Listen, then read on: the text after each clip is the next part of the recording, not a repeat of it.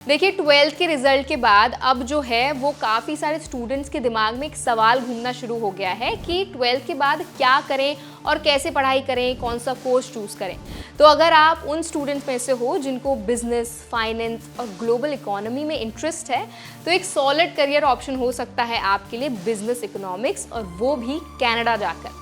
तो आज के इस वीडियो में हम बात करने वाले हैं बिजनेस इकोनॉमिक्स क्यों एक फ्यूचर प्रूफ कोर्स है, कौन सी टॉप कैनेडियन यूनिवर्सिटीज़ इस कोर्स को ऑफर करती हैं, एलिजिबिलिटी क्या है, एप्लीकेशन कैसे करें, कितना खर्चा आता है और क्या करियर स्कोप मिलता है कोर्स कंप्लीट होने के बाद।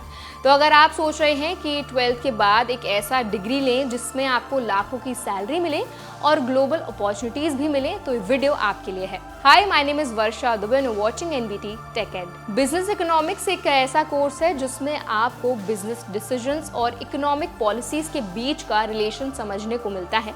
इस कोर्स में स्टूडेंट्स सीखते हैं कि बिजनेस किस तरह से मार्केट, फाइनेंस और इकोनॉमी के फ्रेमवर्क में काम करता है। अगर आप किसी एमएनसी में एनालिस्ट बनना चाहते हैं या किसी स्टार्टअप के फाइनेंशियल ब्रेन बनना चाहते हैं, तो ये कोर्स आपको एनालिटिकल थिंकिंग और पॉलिसी लेवल अंडरस्टैंडिंग दोनों देता है।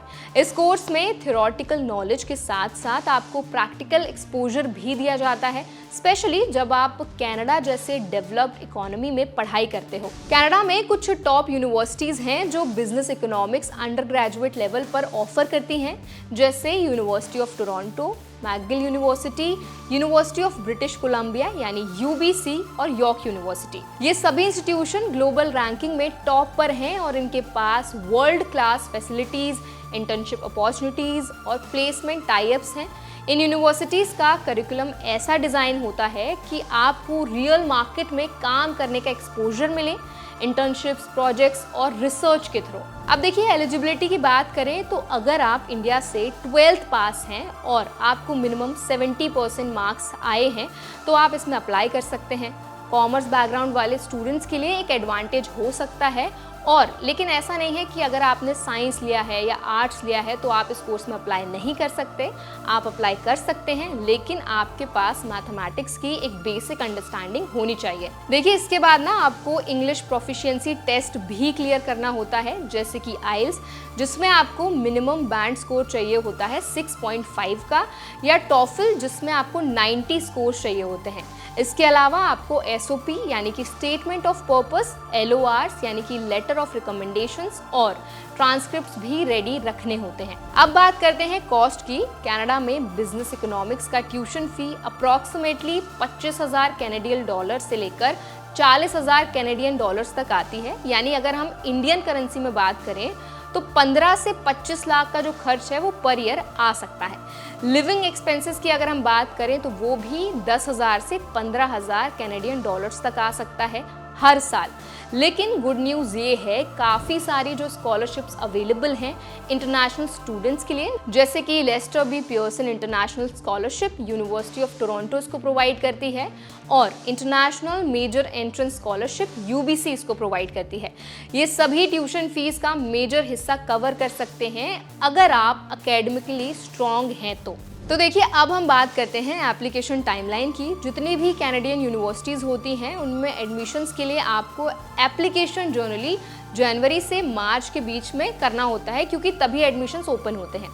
अप्रैल मई तक एडमिशन डिसीजंस आ जाते हैं और क्लासेस यूजुअली सितंबर से स्टार्ट होती हैं। तो अगर आप 2026 में कनाडा जाकर बिजनेस इकोनॉमिक्स पढ़ना चाहते हैं तो आपको अभी से आइल्स की प्रिपरेशन शुरू कर देनी है और अपने जो डॉक्यूमेंट्स हैं उनको भी रेडी रखना है। यूनिवर्सिटी वेबसाइट्स पर जाकर आप डायरेक्टली अप्लाई कर सकते हैं, और application fee usually 100 Canadian dollar से लेकर 150 कैनेडियन डॉलर तक होती है। इस कोर्स के बाद करियर ऑप्शंस काफ़ी डाइवर्स होते हैं। आप economic analyst, financial consultant, market researcher या पॉलिसी एडवाइज़र तक बन सकते हैं। कैनेडियन जॉब मार्केट में ये प्रोफाइल्स की डिमांड बहुत ज़्यादा हाई है, और स्टार्टिंग अगर हम सैलरी की बात करें तो वो भी 60,000 कैनेडियन डॉलर से लेकर 80,000 कैनेडियन डॉलर पर ईयर तक आपको मिल सकती है। अब देखिए आपको ना पोस्ट स्टडी वर्क वीज़ा भी मिलता है 3 साल के लिए, जिसमें आप कनाडा में काम कर सकते हैं, और जो परमानेंट रेसिडेंस है उसका भी प्रोसेस आप स्टार्ट कर सकते हैं। तो अगर आप एक ग्लोबल करियर चाहते हो जिसमें फाइनेंस और बिजनेस दोनों कंबाइंड हो और जिसमें सैलरी भी काफ़ी अच्छी हो, ग्रोथ भी आपको बहुत अच्छी मिले, तो बिजनेस इकोनॉमिक्स इन कनाडा एक परफेक्ट फिट हो सकता है।